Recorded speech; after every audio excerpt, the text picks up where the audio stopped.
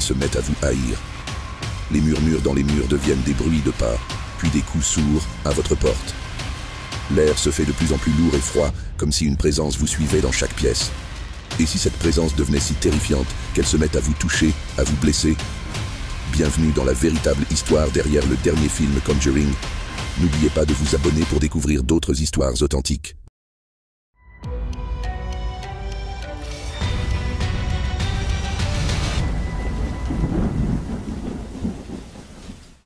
Tout commence en 1974, lorsque Jack et Janet Smurl, avec leurs 4 filles, emménagent dans une maison jumelée à West Pittston, en Pennsylvanie.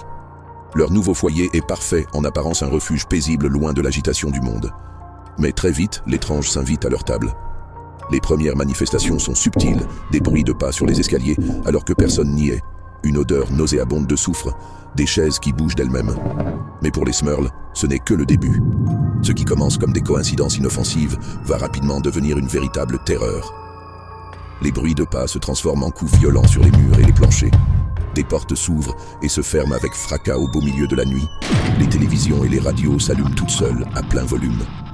Un jour, le père de famille se voit pousser violemment du haut de l'escalier. Un autre, une des filles, se voit projetée hors de son lit. La famille Smurl n'est plus en sécurité chez elle.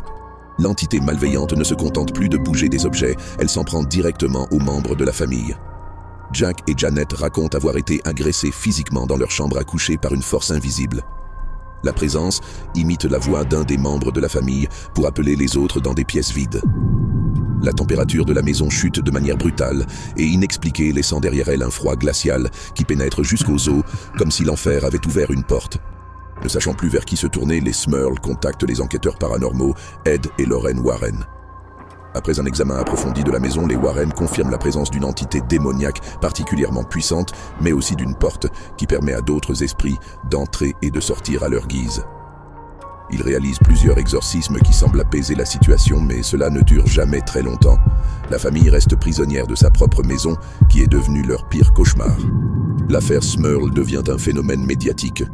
Les journaux télévisés s'y intéressent, la famille passe du statut de victime à celui de célébrité. Malheureusement, la célébrité apporte aussi son lot de scepticisme et de ridicule. Certains accusent les Smurl de tout inventer pour gagner en notoriété. Épuisée et accablée, la famille Smurl prend une décision radicale. Ils décident de fuir leur maison, de vendre tout ce qu'ils possèdent pour s'en aller au plus vite et ne plus jamais regarder en arrière. L'histoire de la famille Smurl est l'une des affaires de poltergeist les plus documentées, mais aussi l'une des plus controversées. La vérité a-t-elle été déformée par le sensationnalisme des médias, ou y a-t-il vraiment des forces malveillantes qui attendent de prendre le contrôle de notre monde? Et si c'est le cas, sommes-nous vraiment en sécurité dans nos propres maisons? Donnez-nous votre avis en commentaire et n'oubliez pas de nous rejoindre pour le prochain mystère.